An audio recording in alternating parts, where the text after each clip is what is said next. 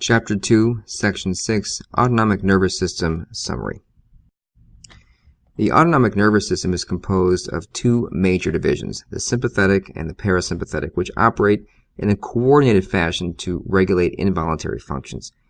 The sympathetic division is thoracolumbar, referring to its origin in the spinal cord. The parasympathetic division is craniosacral, referring to its origin in the brainstem and sacral spinal cord.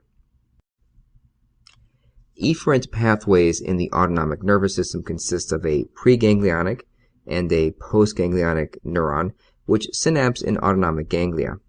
The axons of postganglionic neurons then travel to the periphery to innervate the effector organs.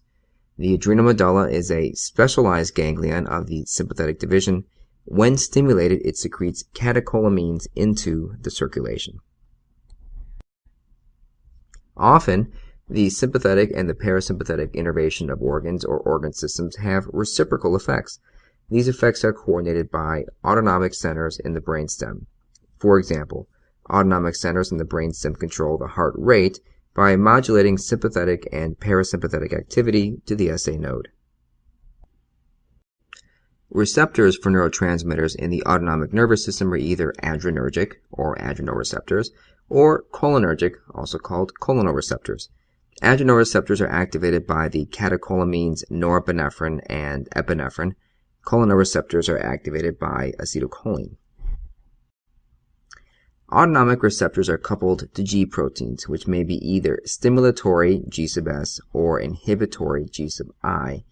The G proteins in turn activate or inhibit enzymes that are responsible for the final physiologic actions. The mechanism of action of the adrenoreceptors can be explained as follows. Alpha-1 receptors act through activation of phospholipase C and the generation of IP3. Beta-1 and beta-2 receptors act through activation of adenylyl cyclase through the generation of cyclic AMP. Alpha-2 receptors act through inhibition of adenylyl cyclase. The mechanism of action of cholinereceptors can be explained as follows. Nicotinic receptors act as ion channels for sodium and potassium. Many muscarinic receptors have the same mechanism of action as alpha-1 receptors. A few muscarinic receptors involve direct action of a G protein on the physiologic mechanism. Challenge yourself. Answer each question with a word, phrase, sentence, or numerical solution. When a list of possible answers is supplied with the question, one, more than one, or none of the above choices may be correct. Question 1. Which of the following actions is or are mediated by beta-2 receptors? Increase in heart rate, contraction of gastrointestinal sphincters, contraction of vascular smooth muscle, dilation of the airways, or relaxation of the bladder wall. While there are several ways to approach this question, one is to recognize that beta-2 receptors in general act on smooth muscles to relax them. So the two correct answers here would be dilation of the airways and relaxation of the bladder wall. One can also note what the correct receptor types would be for the other responses. So for example, to increase the heart rate, one would want to use a beta-1 agonist. Contraction of GI sphincters is typically done via alpha-1 receptors, as is the contraction of vascular smooth muscle. Question 2. A woman who is taking atropine for a gastrointestinal disorder notices that her pupils are dilated.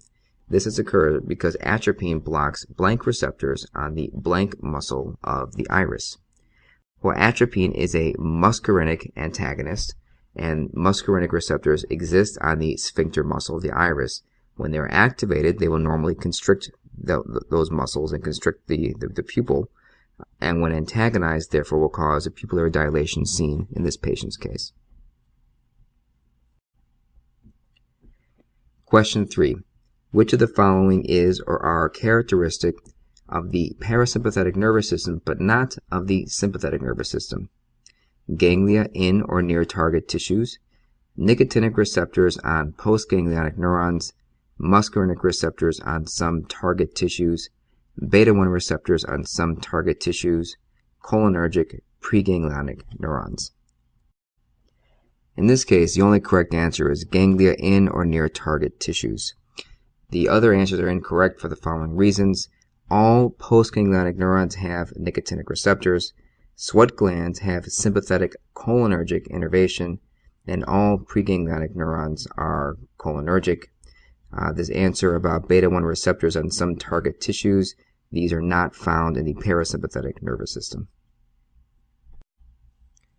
Question 4. Propranolol causes a decrease in heart rate because it blank the blank receptors on the sinoatrial node of the heart. Propranolol is a beta blocker, so it will block the beta-1 receptors on the SA node. Question 5. Which of the following actions is or are mediated by the adenylyl cyclase mechanism? Effect of parasympathetic nervous system to increase gastric acid secretion, effect of epinephrine to increase cardiac contractility, effect of epinephrine to increase heart rate, effect of acetylcholine to decrease heart rate, effect of acetylcholine to constrict airways, constriction of vascular smooth muscle in splanchnic blood vessels. The adenylyl cyclase mechanism is only used by the beta-1 and the beta-2 receptor.